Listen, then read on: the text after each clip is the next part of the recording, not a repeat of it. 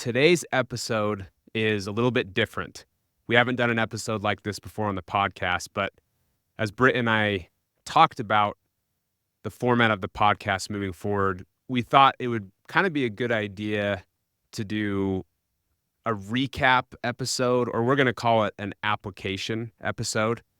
So the idea would be people listening to the podcast, we'd love if you kind of join with us where we introduce a book, do like a book preview, you read it, we listen to the episode with the author where a lot of the ideas and questions we have, we'll be able to ask the actual author. And then a week or two later, we do this kind of book application episode. It's like, okay, based on the book and based on the interview with the author, how can you actually take this and apply it in your life?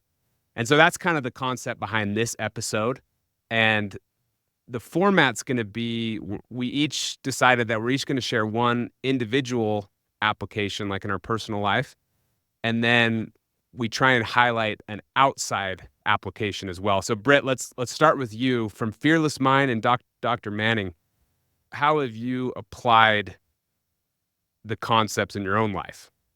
Well, I feel like it's been a few weeks since we recorded it. I've definitely applied a lot of what he's talked about. I could have talked to him for hours. Specifically, I've done that idea of recording things that at the end of the day, 3 things that you did well, 1 thing you could have done better, and then 1 thing that you were grateful for. And I did it with the idea in mind of it's kind of hard to know what you're good at, right? In sports, it's so easy to know what you're good at. But in life, when someone asks you, what are your strengths? I feel like everybody's mind goes blank, And I think what I learned the most after doing this is how many little subtle things, if you get in the habit of thinking about it, you realize that you are good at. Because if someone asks me, like, what am I good at? Instantly, my mind goes to the most obvious things in my life. I'm good at, running routes. And then after that, I'm like, someone might be, I'm good at fixing cars, but then you don't really know what you're good at. But in doing this, a few of the things were I'm good at listening to my wife when she's talking about how frustrating it's been with our son today. Another one was I'm good at asking questions on a initial conversation. Things that you don't think about when someone asks you, what are your strengths? And so getting in this habit and routine for me pointed out a lot of strengths that are a lot more subtle, if that makes sense. And but still can be applicable to a job or the real world and things. So I love that. That's awesome. My experience and my personal application it's similar, because that's the question you asked him at the end of the episode was, what's one way to apply this? And he mentioned on the journal aspect of recording the 3 good things, 1 thing to improve on, and then something you loved or you're grateful for. So I've tried to make journaling a part of my daily routine and habit now, going back about a year, and I've noticed huge benefits. But one thing I liked about this was having a little bit more structure around it, because sometimes when I'm like journaling, it's like I'll do like 5 paragraphs on something that happened today, and the next day it's like I went to work and that's pretty much it.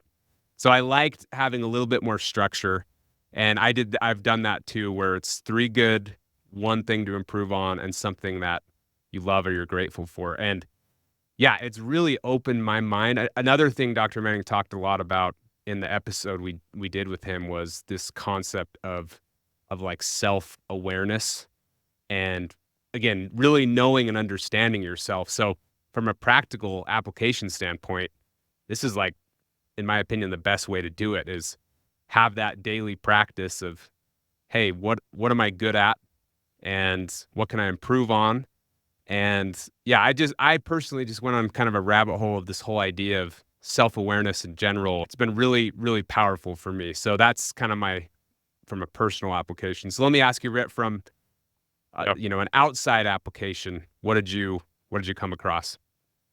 I promise that I won't always have a sports example, but I can't help it with this episode because it's just so applicable. And specifically with the Giannis story in Game 6 of the finals, right? When he was talking with Giannis, I had the opportunity to play in the Super Bowl, and one of my best friends on the team, someone who took me under his wing my first year was Brandon Graham.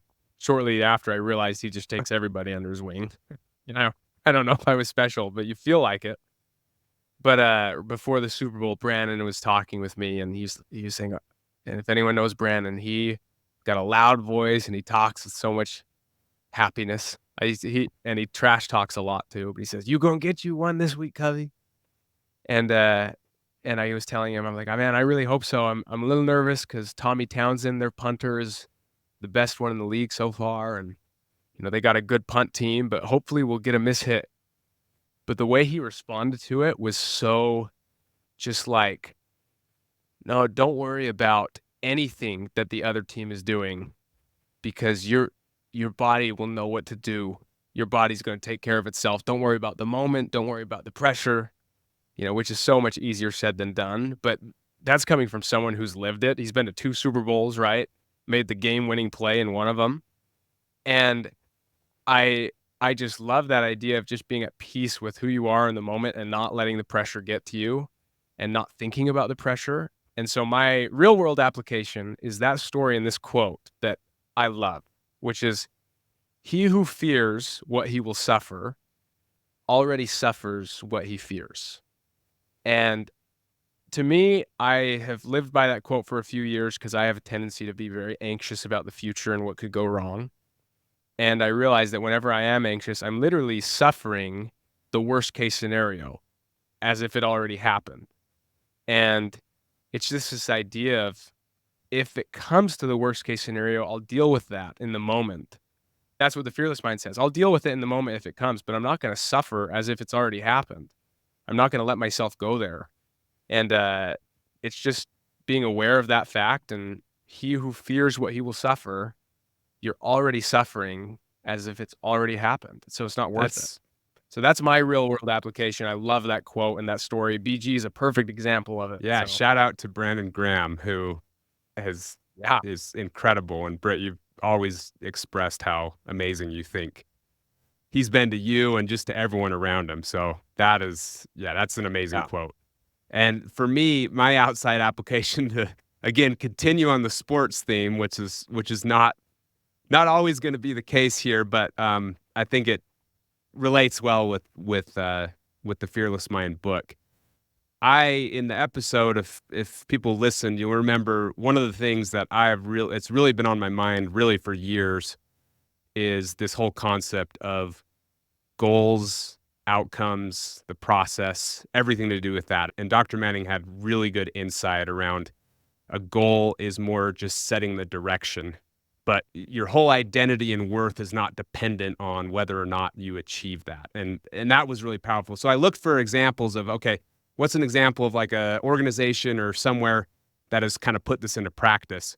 And again, using a sports example, but I thought it was like a perfect example was with Nick Saban, who, for those who don't know, was Alabama's head coach for 15 years or so, is considered by most analysts like the greatest of all time as far as college football goes, as far as a coach.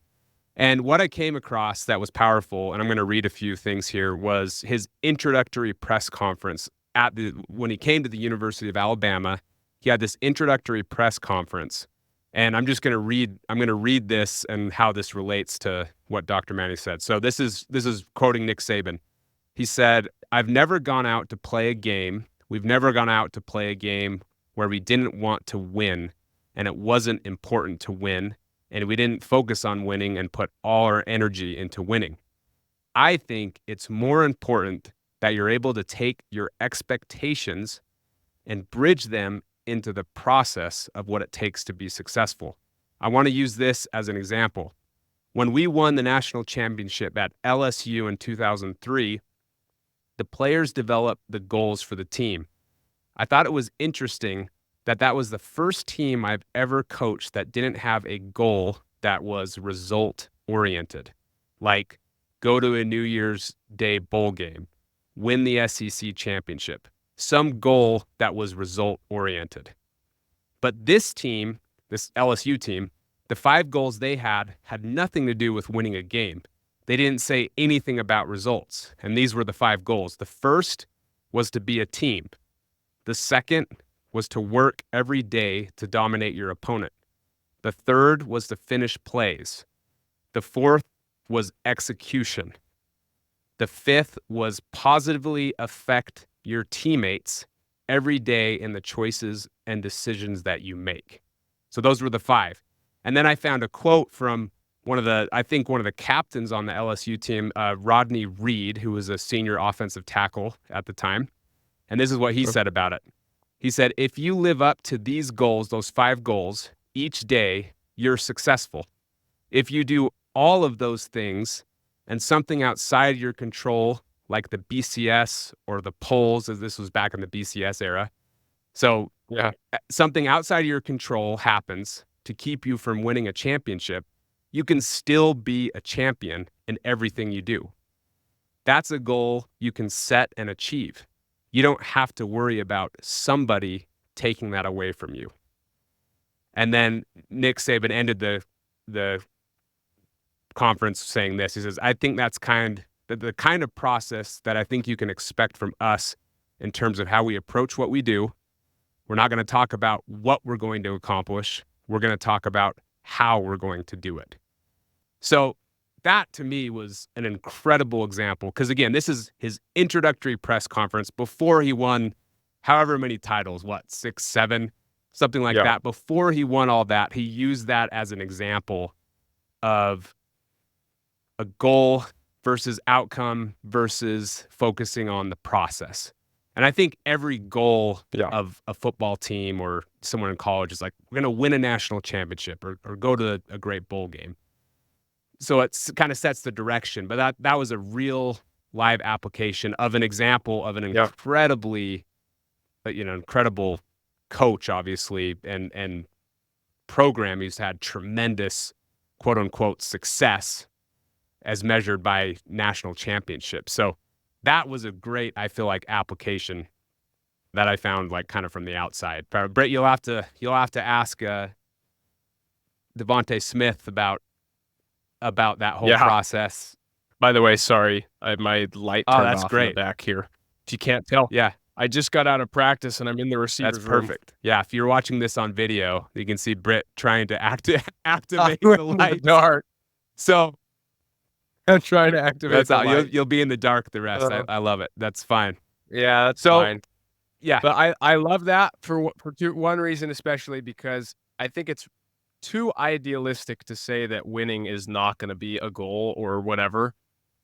Everyone's goal is to win and make a championship or whatever that is.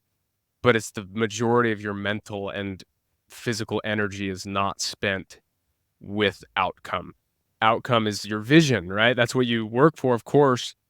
But your main goal and energy and mental energy isn't spent there in the sense of you're not going to be a failure if that doesn't come about. Exactly. He said, the thing didn't say, if you do all these things, you will be a champion or you will be successful. He said, if you do all these things, you are successful. Right. You don't have to have the affirmation of the outward, what people would label as success. Right. So to kind of wrap up this episode, I found a great quote that I thought ties in a lot of what Dr. Manning said nicely, and this idea of, and this concept of having a fearless mind. So some of you may have heard of the ancient Chinese philosopher Chuang Tzu, and I'm probably pronouncing that wrong, but he's got, you want to look up some great quotes, go online and look up his quotes. This one I think is applicable to kind of going back to the Giannis story, and even Brandon Graham as well. So let me just read this, and then that's kind of how we'll end. So here's the quote. It says, when an archer is shooting for nothing, he has all his skill. If he shoots for a brass buckle, he is already nervous. If he shoots for a prize of gold, he goes blind or sees 2 targets. But he's out of his mind because his skill has not changed. But the prize divides him. He cares. He thinks more of winning than of shooting. And the need to win drains him of power. So that's the quote, and I thought it was relatable to what everything we've talked about with the fearless mind because of this idea of just focusing on the task rather than involving your ego in the winning and the outcome. I don't know, Britt, anything stand out to you on that? Yeah, such a cool quote. No, I just think it's such a cool quote. This idea, it's this idea of where your mind wanders in the pressure situations. It's what Dr. Manning talked about. When your boss comes over to watch you, where does your mind go? And just powerful. I love it. I do too. So we appreciate everyone listening, and stay tuned for our next episode coming shortly. Thanks, everybody.